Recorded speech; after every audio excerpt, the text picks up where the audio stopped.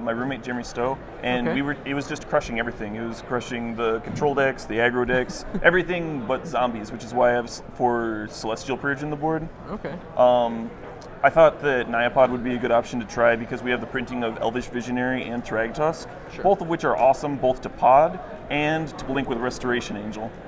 Sure. So, like Restoration Angel, flash, like gain 5 life, make it 3/3, or like just draw a card for 3 and a white, 3/4 flyer. That's Your awesome. own Snapcaster Mage, as it were. Right.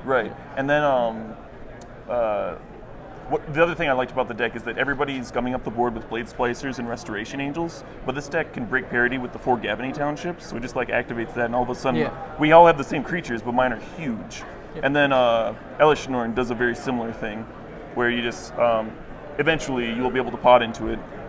Sometimes pretty quickly with the Zealous Conscripts untapping it, and then all of a sudden your guys are bigger and they can't win the game.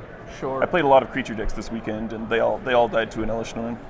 I imagine. I know a lot of people were turning to Mikaeus, the Lunarch, and increased Gavany Townships for that role. Do you think Right. Elishnorn is just a little bit stronger, especially if you have pod available? A lot of it stronger. A lot of it A stronger? lot of it stronger.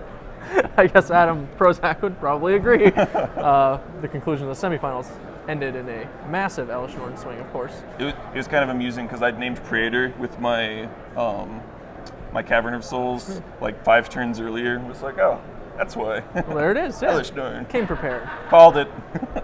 Would you make any changes to the deck, really, or just run how you wanted? If people started playing mono blue wizards at a serious level, I would probably add some combusts to the board. Combust? Yeah. Sure. It's actually not that great of a matchup. I tested it last night when I found out that he would be my semifinals opponent. Okay. And I was like, why aren't some of these purges combusts? But yeah. Okay, excellent. Are you going to be playing Legacy? Definitely, I'm playing Elves. Elves again? Great. Finished in the finals with Elves at SCG Detroit. Have you made any changes to the list, or is it pretty Yeah, much I'm the main same? decking a Scavenging Ooze. Scavenging I cut a Ooze. Heritage Druid. That card's like the worst card in the deck. I cut a Priest of Titania. It's really bad against Rug because it never lives ever. Sure, yeah. Just some subtle changes like that. All right, excellent. Do you know anything about this area, like what kind of Legacy decks we should expect? In St. Louis? St. Louis. Well, we're in the Midwest, and so people travel for a bit around. You can. I mean, it's like Legacy anywhere. You can play against basically anything. All right. Well, hopefully you do well against the anything.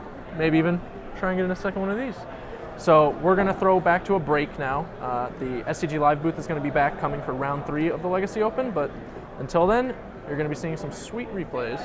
Caleb, good luck. Congrats.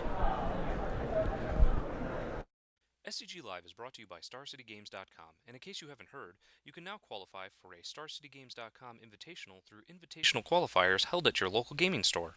Whether you're a player looking for an invitational qualifier near you, or a store owner interested in hosting one of these exciting events, you can learn more by emailing scgiq@starcitygames.com or visiting starcitygames.com/iq.